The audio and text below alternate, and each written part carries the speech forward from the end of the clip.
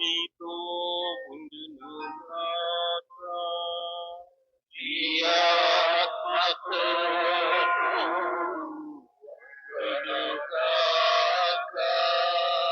పునీతలుగారు వ్రాసిన శుభవార్తలోని భాగము.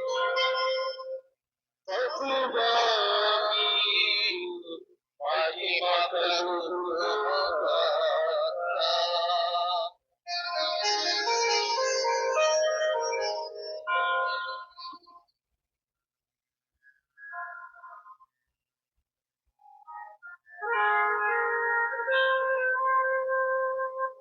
లూకా శుభవార్త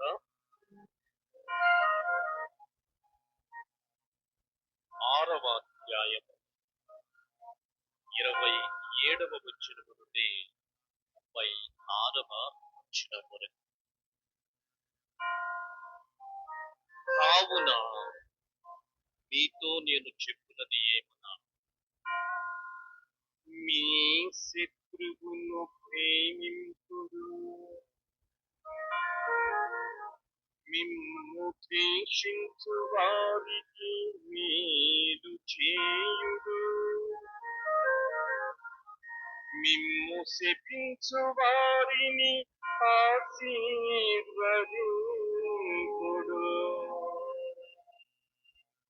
మిమ్ము బాధించు వారికై ప్రార్థింపుడు,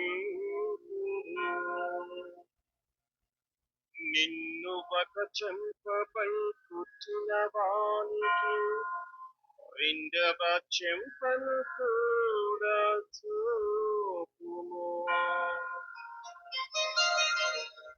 నీ పై బట్టను ఎత్తుకుని పోవు వానిని నీ అంగీని కూడా తీసుకొని పోనిమ్ము. నిన్ను అడిగిన ప్రతి వానికి ఇమ్ము.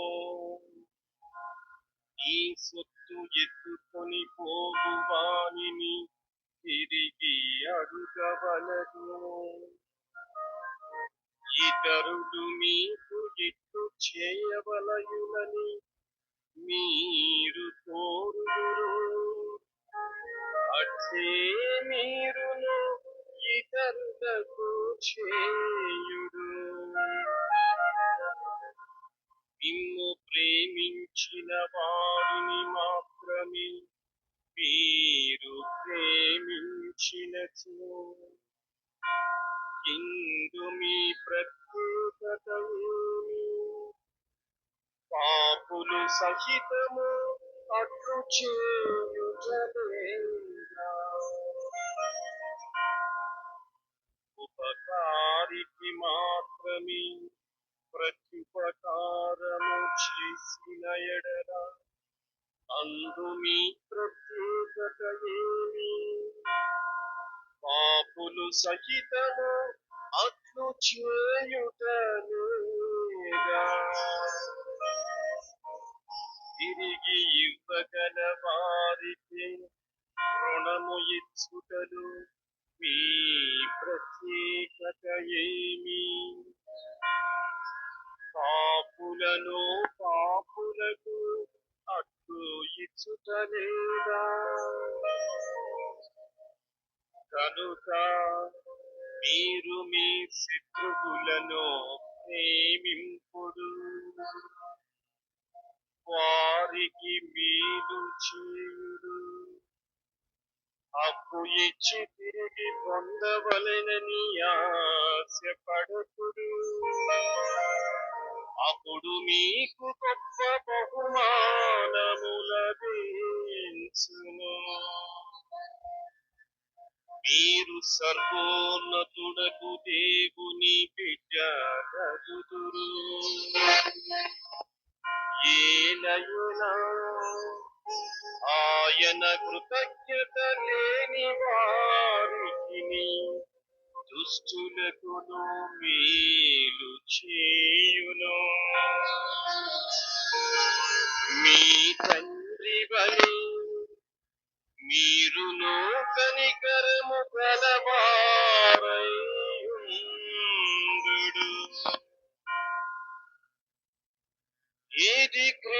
క్రీస్తు సువిశేషము. క్రీస్తువా నీకు స్తుతి కలుగునుగాక.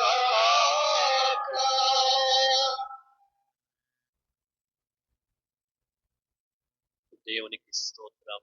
హల్లెలూయా, హల్లెలూయా, హల్లెలూయా, హల్లెలూయా. తండ్రి వందనం, తండ్రి వందనం, తండ్రి స్తోత్రం, తండ్రి స్తోత్రం. యేసువా వందనం, యేసువా వందనం, యేసువా స్తోత్రం, యేసువా స్తోత్రం. ఆత్మదేవా వందనం, ఆత్మదేవా వందనం, ఆత్మదేవా స్తోత్రం, ఆత్మదేవా స్తోత్రం. తండ్రి ఆరాధన, తండ్రి ఆరాధన, యేసువా ఆరాధన, యేసువా ఆరాధన. ఆత్మదేవా ఆరాధన, ఆత్మదేవా ఆరాధన. ఏకదేవా ఆరాధన, ఏకదేవా ఆరాధన. హల్లెలూయా, హల్లెలూయా, హల్లెలూయా, హల్లెలూయా, హల్లెలూయా.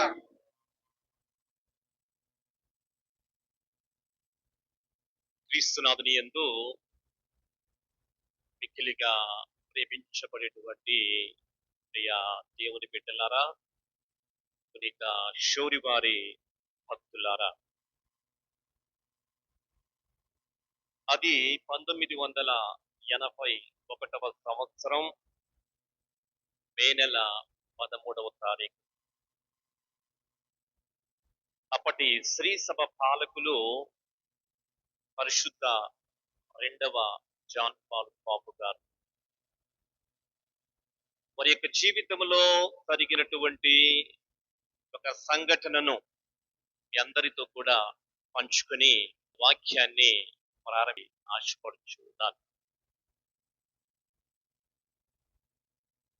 ఆ రోజున పరిశుద్ధ పోపు గారు వాటికన్ సిటీలో ఉన్నటువంటి తన యొక్క నివాసనము నుంచి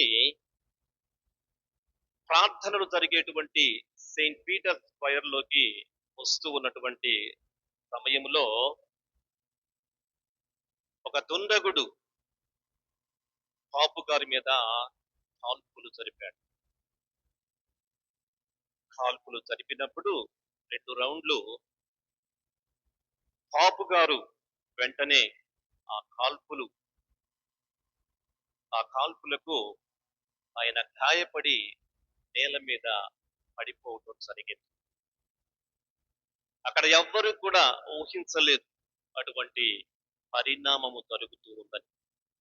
అక్కడ ఉన్నటువంటి ప్రజలు కావచ్చు, పాపు గారు కావచ్చు, అనుకోనటువంటి ఒక దుర్ఘటన, అనుకోనటువంటి ఒక సంఘటన.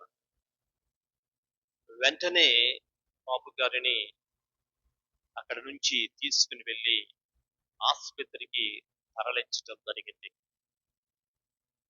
ఎవరైతే ఆనాడు పరిశుద్ధ పౌపు గారిని పిస్టల్తో కాల్చారో వెంటనే అతనిని పోలీసులు చుట్టుముట్టి అరెస్టు చేసి కోర్టులో ప్రవేశపెట్టడం జరిగింది.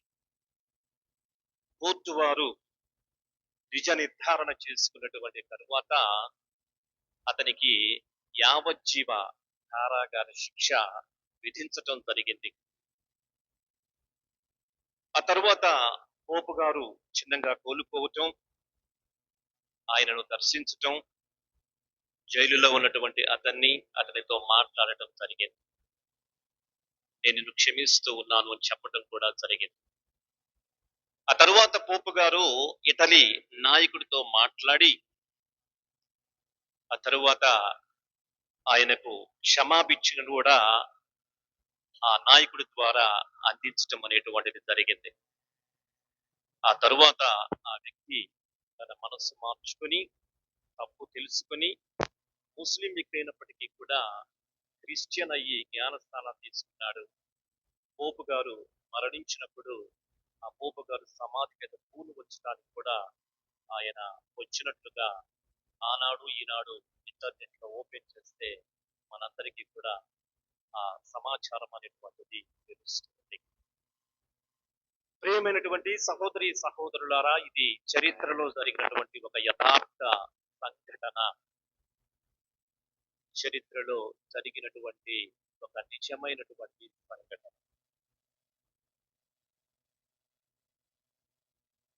మానవుని యొక్క సహజ స్వభావం ఏంటంటే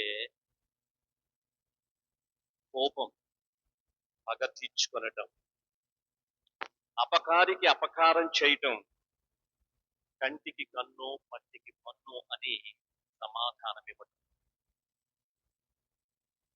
ఈరోజు యేసు ప్రభు సువిశేషములో మనందరికీ కూడా చెప్తూ ఉన్నాడు, ఆ మానవుని యొక్క సహజ స్వభావమును విడిచిపెట్టడం వలననే మనందరం కూడా దేవుని యొక్క బిడ్డలను కాగలం. ఒక పాముకు కాటు వేసేటువంటి స్వభావము మానుకోవాలంటే చాలా కష్టం.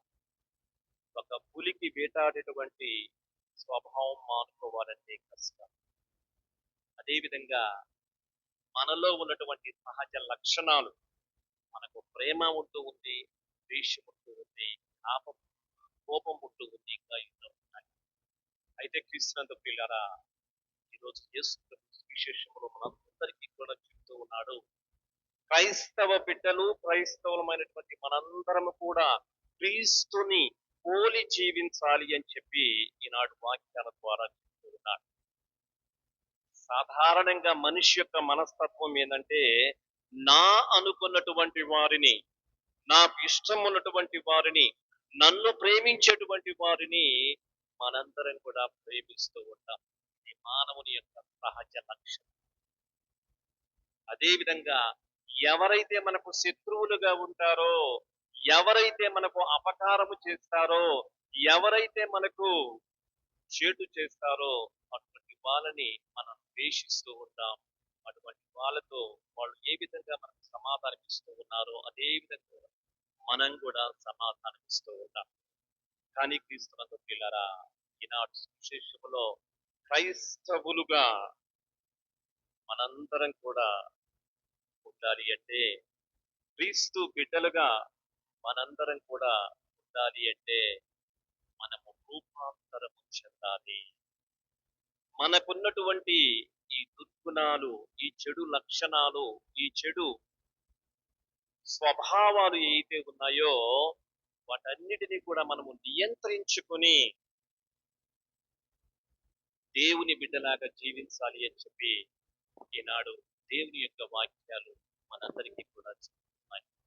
మనం చూసినట్లయితే లూకా శుభవార్త 6వ అధ్యాయము 32వ వచనములో ప్రభు అంటున్నాడు, మిమ్ము ప్రేమించినటువంటి వారిని మాత్రమే మీరు ప్రేమించినచో ఇందు మీ యొక్క గొప్పతనం ఏమున్నది? ఉపకారము చేసినటువంటి వారికి మాత్రమే మీరు ఉపకారము చేసినచో దీని యొక్క గొప్పతనం ఏమున్నది? ఇది లోకములో ఎవరైనా చేసేటువంటిదే. ఇది లోకములో ఏ మనిషి అయినా చేస్తాడు.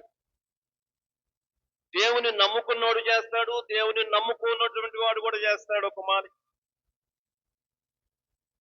కానీ the identity of Christianity, the identity of Christ, క్రీస్తు బిడ్డలుగా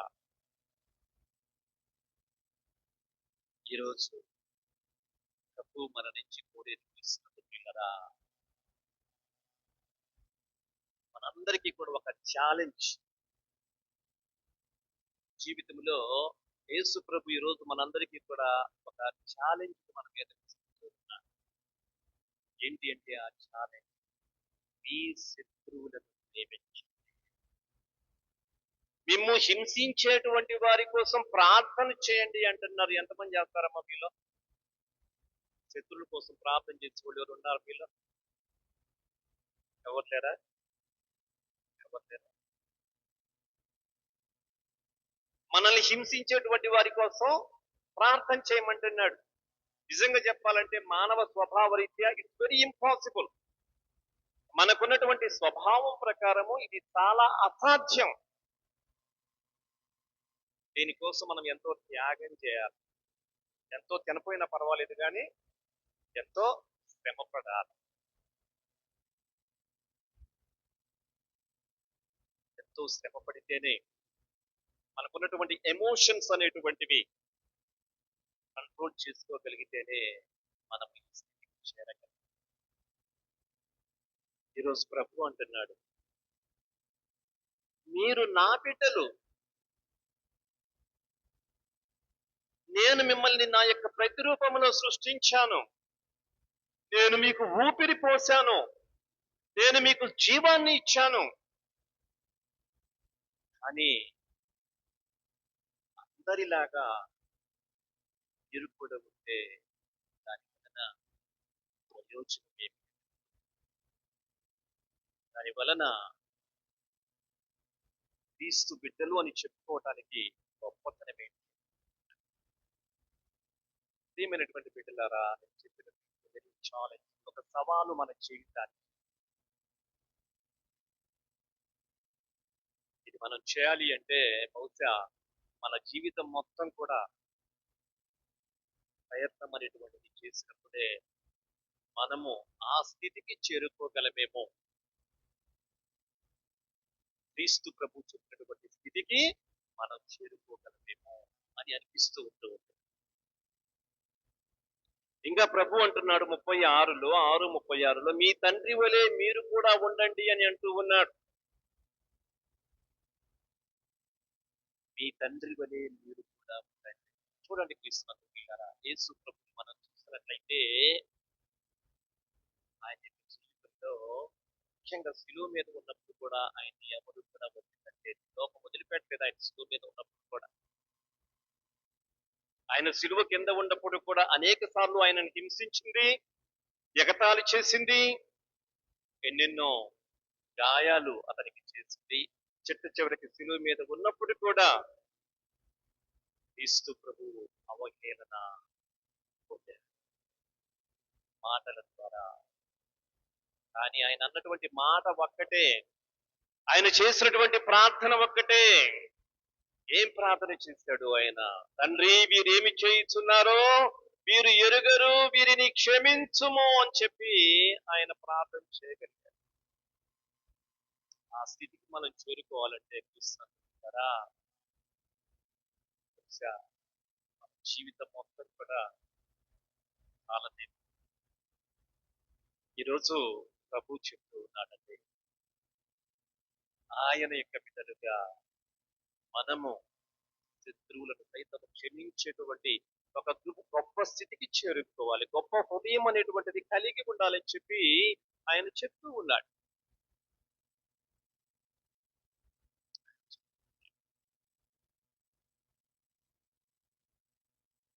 కాబట్టి ఈరోజు సువిశేషంలో ఆయన పలికినటువంటి ప్రతి మాట కూడా మనకు చాలా అసాధ్యమైనటువంటిది. చూడండి, ఒక చెంపపై కొట్టిన వానికి రెండవ చెంప. ఇవన్నీ కూడా చాలా ఇంపాసిబుల్ థింగ్స్ లాగా ఉన్నాయి. ఓన్లీ మనకు మాత్రం దేవునికి కాదు. అంటే ఈ వాక్యాల ద్వారా ఈనాడు ప్రభు చెప్పేటువంటి సందేశం ఏంటంటే, మీ దేవుని బిడ్డారా, మన యొక్క జీవితంలో మనందరం కూడా ఆ స్థితికి చేరుకోవటానికి ప్రయత్నం చేయాలి. మనం వాక్యాలు ఎన్నో వింటాం, ఎన్నో చదువుతాం, ప్రసంగాలు ఎన్నో వింటాం, కానీ ద ఎఫెక్ట్ ఆఫ్ ఇట్, ఆ ప్రసంగము యొక్క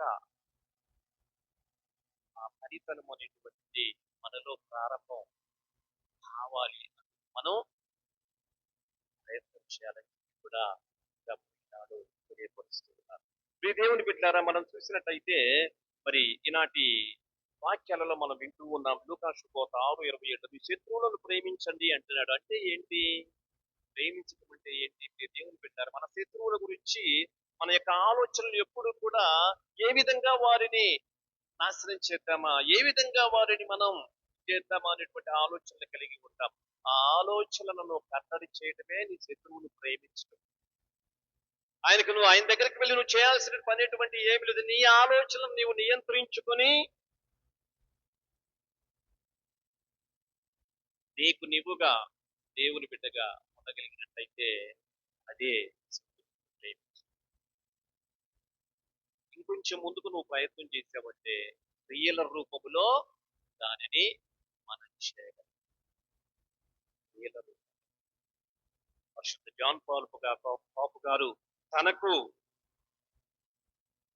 అటువంటి వ్యక్తిని కూడా మన్నించేటువంటి ఒక గొప్ప స్వభావం అనేటువంటిది, మన్నించేటువంటి గొప్ప హృదయం అనేటువంటిది ఉన్నది అంటే క్రీస్తు పిల్లరా,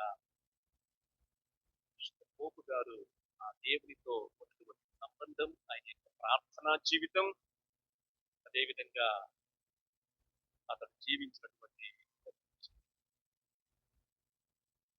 ఈరోజు మనందరం కూడా నేను కూడా ఆ విధమైనటువంటి జీవితానికి మనం పిలువబడుతున్నాం.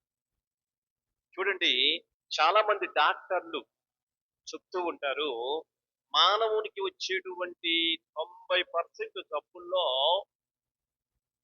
దేని వలన వస్తూ ఉంటాయి అంటే మానవునిలో పేరుకొని పోయినటువంటి ఈ విధమైనటువంటి మనస్తత్వము. ఏది? ఎవరైనా ఏదైనా చేసినట్లయితే వెంటనే ఆయన గురించి ఆలోచించి కోపముతో పగతో రగిలిపోవటం, క్షమించలేనటువంటి హృదయం కలిగి ఉండటం, ఇవన్నీ నువ్వు మనసులో పెట్టుకున్నప్పుడు, అదే మనసుతో నువ్వు నిద్రలోనికి వెళ్ళినప్పుడు అవన్నీ కూడా నీ మీదంట పనిచేస్తాయి. నీలో బీపీ రేజ్ అవుతా ఉంది, నీలో హార్ట్ బీట్ రేజ్ అవుతా ఉంది. ఇవన్నీ కూడా రేజ్ అయ్యి మనకి ఏం కలుగుతుంది? ఆరోగ్యం అనేటువంటి దెబ్బతింటుంది. ఈరోజు ఏ డాక్టర్ కూడా ఇటువంటి మందును యేసు ప్రభు మనకి ఇస్తున్నాడండి. ఏ డాక్టర్ కూడా ప్రపంచంలో ఇవ్వనటువంటి టాబ్లెట్ మనకు దేవుడు ఇస్తూ ఉన్నాడు. ఆ టాబ్లెట్ మనం స్వీకరించినట్లయితే మనం ఆరోగ్యంగా ఉంటాం. ఏంటి ఆ టాబ్లెట్? యేసు ప్రభు ఇచ్చినటువంటి మందు ఏంటంటే, చెప్పారా, నీకు అపకారము చేసినటువంటి వారిని, నీ శత్రువుని నీవు మన్నించినట్లయితే, క్షమించినట్లయితే అంతకంటే గొప్ప మందు ప్రపంచం చెప్పినట్టు 90% ఆఫ్ సిక్నెసెస్ అనేటువంటిది మనలో మనం పెంచుకున్నటువంటి ఈ పగ, ప్రతీకారము, కోపము, ద్వేషము, వీటి ద్వారానే మనకు అనారోగ్యాలు అనేటువంటివి వస్తూ ఉంటాయి. జీవితంలో సంతోషం, ఆనందం ఉండదు. ఎప్పుడు చూసినా సరే ఏదో పోగొట్టుకున్నట్టు, ఏదో కోల్పోయినటువంటి జీవితం అనేటువంటిది ఉంటూ.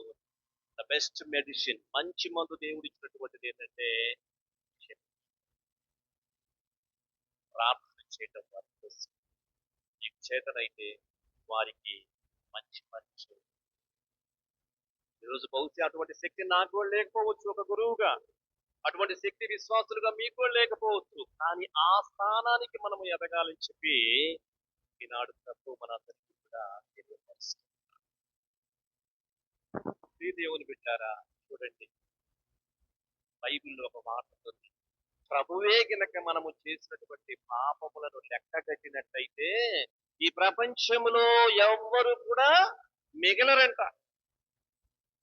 అంటే ప్రతిరోజు కూడా మన పాపముల వలన దేవునికి మనం ఎంత ద్రోహం చేస్తూ ఉన్నాం, ఆయన మనసును ఎంత బాధ పెడుతూ ఉన్నాం, ఆయన యొక్క గుండెని ఎంత గొప్పగా బాధ పెడుతూ ఉన్నాం మనం. కానీ ఈ భూమి మీద మనందరం కూడా ఉన్నాము అంటే దేవుని బిడ్డారా, ఆయన యొక్క వికృతమైనటువంటి ప్రేమ వలన. అందుకే కీర్తనల గ్రంథము 145వ కీర్తన 8వ వచనం మనం చదువుతున్నాం. ప్రభువు ప్రేమ పూరితుడు, కరుణానిధి, సులభంగా కోపపడువాడు కాదు, దయాపూరితుడు అని చెప్పి వాక్యం. దేవుని బిడ్డారా, మనం మన జీవితాల ద్వారా, మన పాపాల ద్వారా మనము దేవుణ్ణి అంత గాయపరిచినప్పటికీ కూడా ఈరోజు దేవుడు మనల్ని ఏమి కూడా చేయకుండా ఈ విధంగా మనం ఉండగలుగుతున్నామంటే దేవుని యొక్క గొప్పతనం. ఎందుకంటే ఆయన మనల్ని క్షమించాడు. ఎంత గొప్పగా క్షమించాడంటే తనకు ఉన్నటువంటి ఒకే ఒక కుమారుడైనటువంటి యేసుక్రీస్తును ఈ లోకానికి పంపించి ఆయన మరణించడం ద్వారా మనము జీవిస్తూ ఉన్నాం.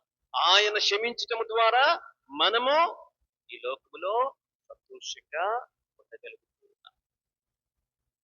కాబట్టి దేవుని బిడ్డారా, ఆ స్థితికి చేరుకోవడానికి మనం ప్రయత్నం చేయాలి.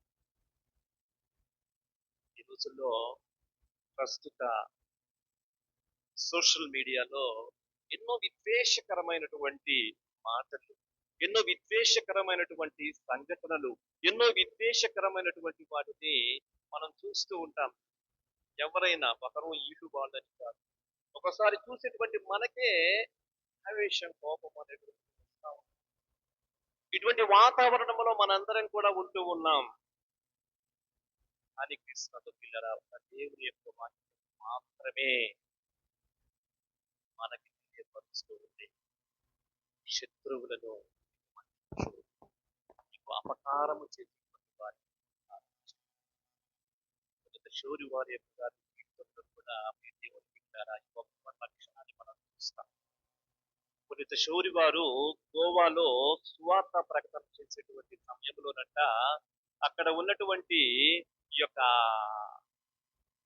ముస్లిమ్స్ కావచ్చు, లేకపోతే అగ్రవర్ణాల వారు అని చెప్పి రాయడం జరిగింది. ఉన్నట్టుగా చెప్తా ఉన్నాను. అక్కడ శౌరి వారిని సువార్త ప్రచారంలో చాలా ఇబ్బంది పెట్టారు. ఒకసారి ఆయనకు ఉన్నటువంటి ఆ చిన్న గుడిసెను కూడా నిప్పంటించి కాల్చివేశారు. ఒక్కోసారి ఆయన జీవితం అనేటువంటిది ఎక్కడ గడిపాడయ్యా అంటే ఒక తన ప్రాణాలు రక్షించుకోవటానికి ఒక గుబురు చెట్టులో దాక్కుని ఉన్నట్లుగా మనకు చరిత్ర చెప్తా ఉంది. మరి అంత అపకారం చేసినటువంటి ఆయన అక్కడ సువార్త బోధన చెప్పకుంటున్నాడండి. యేసు ప్రభు గురించి అక్కడ ఆయన చెప్పకుండా వెళ్ళిపోయాడా? ఈ ప్రజలు నశించుగాక, ఈ ప్రజలు దేవుని యొక్క శిక్షను అనుభవించునుగాక అని చెప్పి అక్కడి నుంచి వెళ్ళిపోయాడు ఆయన? లేదు, అక్కడే ఉంది. వారందరినీ కూడా క్రీస్తు బిడ్డలుగా ఆయన చేయగలరు. వారందరినీ కూడా క్రీస్తు బిడ్డలుగా చేయగలిగారు. గోవాలో తీసుకున్నారా? అంతమంది క్రైస్తవులు ఉన్నారంటే శౌర్య వారి చేసినటువంటి స్వార్థ చర్య, స్వార్థ చర్య, దేవుని యొక్క సువార్తను అక్కడ ఉంది. ఆయన ప్రాణానికి ముక్కున్నా సరే, ఆయన ఎవరికైతే ఆయనకు ఎవరైతే అపకారం చేస్తారో వారిని నిలబడి క్షమించి ఆయన సువార్త. బహుశా ఆయనకు అపకారం చేయాల్సినటువంటి వాళ్ళకి శత్రువులే, కానీ ఆయన శత్రువులుగా చూడలేదు. వాళ్ళని శత్రువులుగా చూడలేదు. వాళ్ళ యొక్క పతనం కోసం ఆయన అక్కడ పనిచేయలేదు.